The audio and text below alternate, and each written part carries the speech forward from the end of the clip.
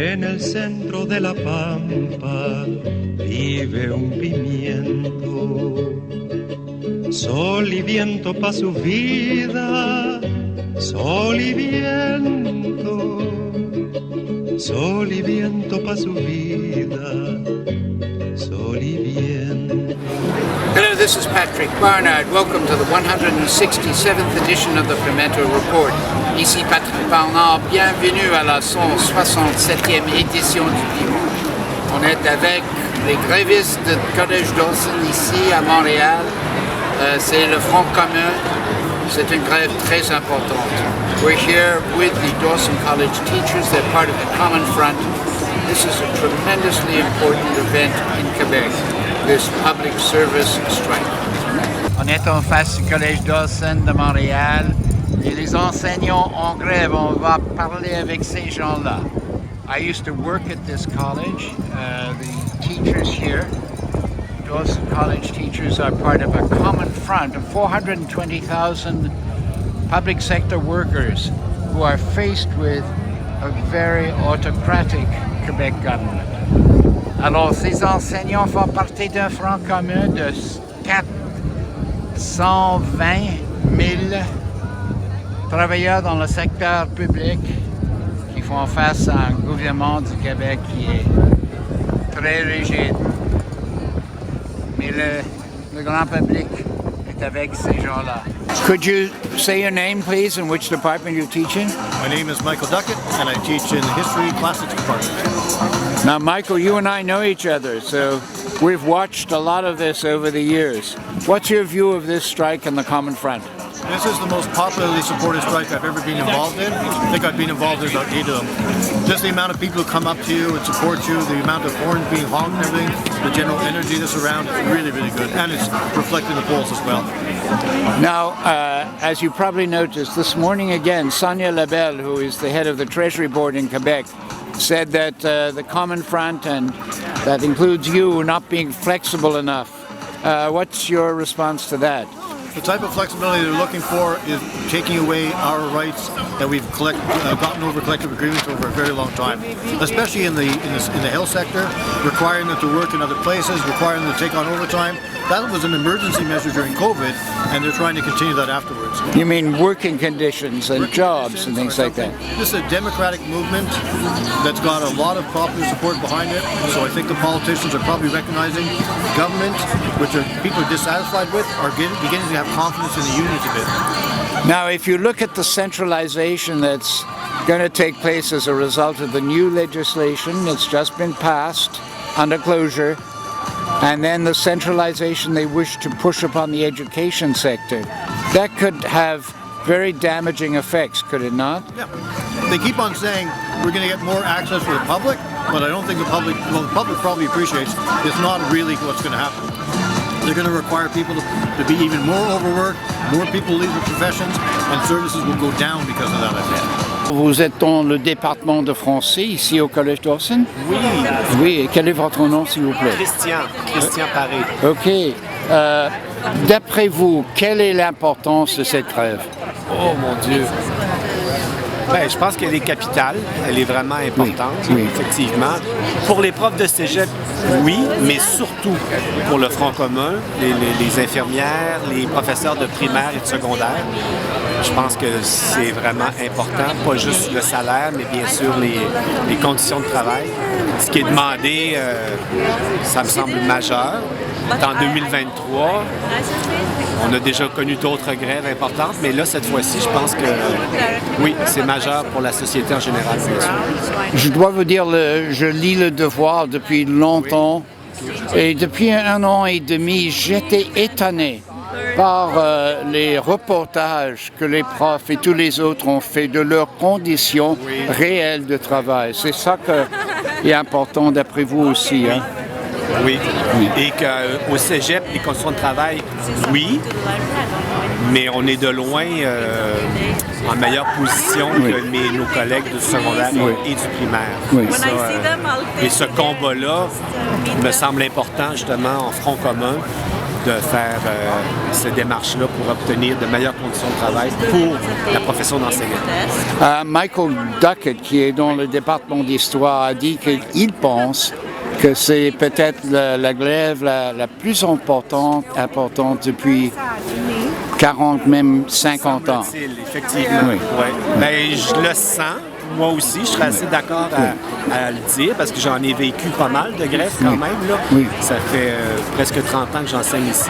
Mais oui, je suis assez d'accord avec Michael qu'elle est majeure. Here at the level of the CEGEP, what do you see in terms of the way the work happens in the classroom?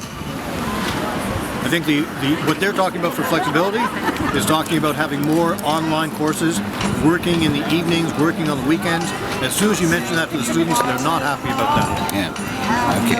So, just to sum up, what do you think is the main issue here? Control over our working conditions, especially after they've been eroded. There was a crisis with the pandemic, and we allowed certain things to happen, and we have to make sure that does not become the new norm. D'après vous, quelle sera une offre raisonnable sur le plan salaire?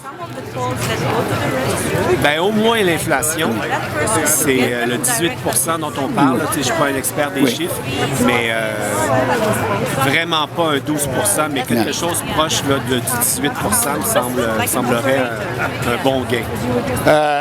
Alors, Sonia Labelle parle beaucoup de flexibilité. Oui. Moi, je suis étonné par l'inflexibilité de la madame. Oui. Mais c'est à suivre, là, ça. Oui.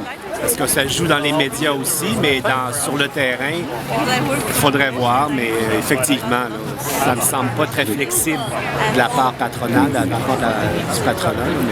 Mais... Si on a un seul mot pour cette grève, cette action, ça sert à quoi exactement? Un mot. Un seul mot. Un seul mot. Tu sais, j'aurais tendance à dire solidarité. Oui, historique peut-être. Solidarité historique. C'est beau. C'est beau. Ouais. Et changer les conditions de travail. Oui. Je dis au cégep, on est vraiment privilégié. Oui. Ma conjointe est à l'enseignement primaire. Ça s'est dégradé depuis 30 ans. Alors, au secteur primaire, est-ce que c'est aussi grave? Oh, moi, je lis des choses qui sont vraiment choquantes. Il y a des gens qui quittent l'école, quittent la profession. Je pense que c'est pire que ce qu'on dit. My name is Wendy Thatcher, and I teach in the English department at Dawson College. Now, Wendy, you've had a lot of experience. You also have children of your own. What do you think is most important about this strike? I think the working conditions are very important, and I also think that pay is important. In terms of the working conditions, if you look around here, there are a lot of men in higher education. But when I've been traveling to and from rallies on the metro, there's an incredible number of women. So we don't necessarily become aware of it at Dawson, where it's fairly equal. But in elementary school and nursing, there are huge numbers of women who are very frustrated by things like the government offering the provincial police 21.5% increase, and they refused it. Yet they're, at our bargaining tables, they're starting with much lower, 10% lower, which is really insulting. And I feel a lot of people are truly insulted by that offer. People don't want to be teachers anymore. There was a huge number of vacancies in the French system across Quebec. Thousands of positions that they couldn't fill. My name is Andrew Katz. I teach in the English department. My name is Lisa Stephan, and I teach in the history classics department. Oh, lovely. So English and history and classics, of course. So what's your feeling about this strike? I feel that we need to push it as long as it takes to get better conditions for the entire 500,000 people who are striking. Okay, so you feel solidarity with the Common Front? Very much so. Great. And what do you think? Mm-hmm. What do you think the major issue is, on the ground, on the battleground where you teach, what's your major issue with this strike? Our major issue for this strike, probably making sure that we have enough to keep up at least with inflation, if not more. Yeah. I think that's a real sticking point. Yes, I mean, inflation has already happened over the last 3 years, and we're only talking about keeping up with inflation going forward. So I think it's quite reasonable, and there's also a bunch of conditions related to continuing education teachers, making sure that people who are not sort of tenure track, so to speak, teachers are still getting the benefits and pay that they need to live. Now, you mentioned pay. It's in the press this morning because Sonia Labelle is saying that members of various unions are not being flexible enough. What would you consider a reasonable pay offer that you could accept? Wow. I think it's like you said, inflation. I would think it would have to be met with that and more. Oh, I wouldn't have a number. We don't have a number, but I think inflation is the absolute minimum. Yeah. Yeah. That's not. I think many people in the public feel that the government is unreasonable for basically asking you to take a pay cut. Yes. That's what it would have amounted to. Yes. And what about working conditions at the CEGEP level? Because at the elementary level, you know, I'm sure, about all the major issues that are involved. What about at the CEGEP level? I think what Andrew said about content, continuing education here at Dawson, is where we need to put our focus mainly. I think for conditions. But certainly the elementary and high school teachers that are having to juggle so much. Now, what a number of your colleagues have mentioned, sorry to talk over you, is the importance for respecting the job that you do. Do you feel that as well? I honestly, I have been thinking more. I've been thinking more about the nurses and the social workers and the high school and elementary school teachers through all this. I feel like if my stats aren't wrong, that nurses are like have the third worst pay in the country, but Quebec is not the third poorest province. I think I feel when I think about all this, I'm not just thinking about our needs, but the needs of the entire public sector. Which I think is the joy of the union, right? Exactly. It extends beyond the individual to the collective and the collective. Exactly. I read the French press every day, and for the last year I've been struck by the number of different kinds of people. They might be audiologists, early childhood specialists, high school teachers, saying over and over again, up in Quebec City you have no idea about the conditions we are dealing with. Do you feel that as well? Well, I was speaking to a woman yesterday from the CSN, and she was saying that there are members of the Front Commun who are working full-time and need to go to food banks to make ends meet. We are in a prosperous province. The government, as is well known in the media, is giving themselves a 30% pay hike. You know, spending $5-7 million on the Los Angeles Kings. People should not, in that kind of a context, should not be going to food banks. Okay, one word for how you feel about this strike, about the Common Front. Solidarity. Solidarity, hopeful. Okay, solidarity, hopeful. Bravo. Brava. I'm Louisa Hadley. I'm the president of the Dawson Teachers Union, and I'm also an English teacher here. Louisa, what is the importance of this strike, do you believe? Well, this strike, we're part of the Common Front, so it's not just about CEGEP teachers. At the CEGEP level, we're about getting better working conditions for our teachers so that the students have better learning conditions. But also, we're in a common front with all of the public sector workers. So it's healthcare, it's social services. It's all about improving the public services so that the public can have better services. And one of the ways to do that is to make sure the working conditions are better for the employees. I told one of your colleagues, a Francophone colleague, I've been actually shocked reading these testimonies, these reports from teachers, from nurses, about the conditions at ground zero at certain people in the public sector. Do you feel that as well? Absolutely. I mean, 40% of our employees, of our teachers here at Dawson are precarious. They don't know from one semester to the next if they're going to have work. They can't count on being employed. And many of our teachers work in continuing education. They teach courses in the evening, the same courses as the day teachers, and they earn about 60% of the salary of a day teacher for exactly the same work, just later in the evening. So it's a real problem, and it causes issues for retention, it causes issues for obviously the working conditions, for the people who work here, but also for the students. You know, it's not an equitable system. How do you see all of this? I mean, it's already a historic strike, the fact that we have a common front, that we have 420,000 people together on the streets. We're also being joined, although not officially, by the FRE and the FIC, who are going on strike around the same time. So it's about 10% of the Quebec working population who are on strike. So it's affecting a huge swathe of the population. We're hoping that means that we get a good agreement, that people listen to us. You know, people aren't out here because they want to be out in the cold. We would all rather be doing our jobs and teaching and serving the public. That's why I became a teacher. But this is also important. It's important that we have better conditions for our teachers. It's important that we have better learning conditions for our students. And it's important for the society as a whole that we have a better public service that actually meets our needs. But definitely there's a feeling that the public are behind us. It helps motivate us. It keeps morale up on the picket lines.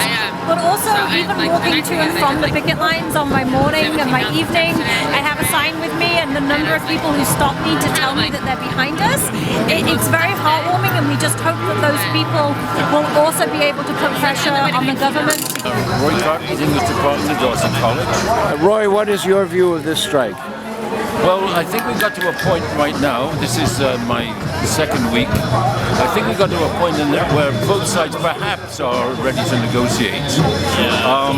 I think I can say that because my deep feeling is that the government knows that it is definitely not in a very strong position. I have felt going around the streets of Montreal that there is a lot of popular support for the Common Front. So that's your feeling too? That's my feeling. It's undeniable. It's undeniable. Now you live in what's called La Couronne. You live in that area off the island of Montreal. Would you say there's a lot of popular support there too? Oh yes. I mean, even this morning we drove by Rosemere High School. We drove by a local CLSC, and they're waving their flags, and everybody's beeping their horns everywhere. What is the major issue at Dawson College, which is a cégep here? Well, it's basically about our future. We want to be sure that we're getting respect for what we do, and we're also especially concerned about the status of non-tenured teachers for the whole contingent of what's called continuing education, that they are given some job security. On the very long term, there are concerns that over the, shall we say, the streamlining of the education system into something that might degenerate into a contract-only basis one day. I'm Tavish McDonald. Work with the English department at Dawson. Tavish, what's your view of this strike?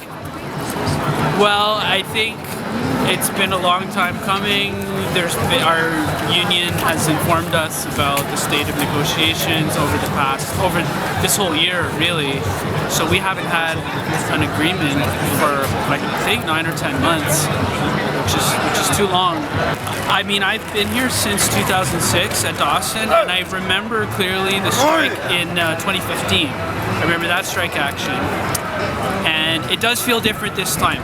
It feels more important, it feels more consequential.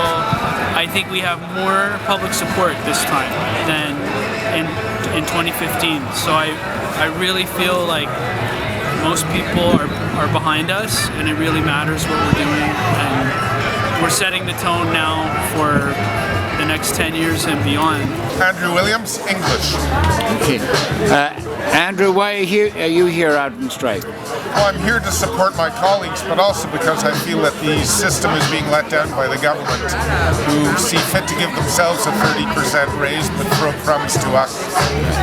And you're talking about the education system as a whole, or the CEGEPs? I'm talking about the education system as a whole, but particularly the CEGEPs. We do not get recognized for the work that we do, and I believe that we should be recognized. There's information in papers today about Sonia Labelle saying that the Common Front still are being unrealistic. What's your reaction to that? I think she's being unrealistic. She's got a stranglehold on the purse strings for some reason. She's acting as if it's her personal money and doesn't want to spend it. Okay. She doesn't want to invest in the future of the province that they're so proud to support. Do you have a final word for the Pimento Report and the greater public? Let's get this sorted out so that we can all get back to work and build a better future. And what would you say would be an acceptable wage offer? Because you know a lot about this. Some of your colleagues know what they think would be fair. What do you say? I think minimally they're talking about an inflation over the 3-year period of 18%. So that's minimally what we're going to have to maybe ask for, and a little bit better than that would be good. Especially because not only did the government get a 30% increase, but their income is already, their salaries are already indexed to inflation already. That was 30% on top of that. So we're just even asking, even being indexed to inflation for the future is not going to make up for what we've lost in the past. Now 18% would be 6% per year for the next 3 years. Talking about it in a 5-year. So if we can get down to 3 years, that would be really good. But that's what, this is an historic time for the union movement, because we're not fighting cutback, we're negotiating from a position of strength, and that's not been the case for a long time. I remember the strike in 1982. That's how old I am. Will the union movement be able to prevail here? Because if it doesn't, it looks very dark. That's a different time. I'd go back to the 72 general strike. That's what this resembles. The amount of popular support and the Common Front and the unity of the Common Front. Nobody has slipped or anything. So it's going to look like 1972. Then it took 10 days, but there was a $100 minimum wage per week at that point, which is $700 a week in today's terms. They talked for gender parity. They got it within a year and a half of that big strike. So this is an important movement, similar to what I think was there in 1972. En el centro de la pampa vive un pimiento, sol y viento pa' su vida, sol y viento, sol y viento pa' su vida.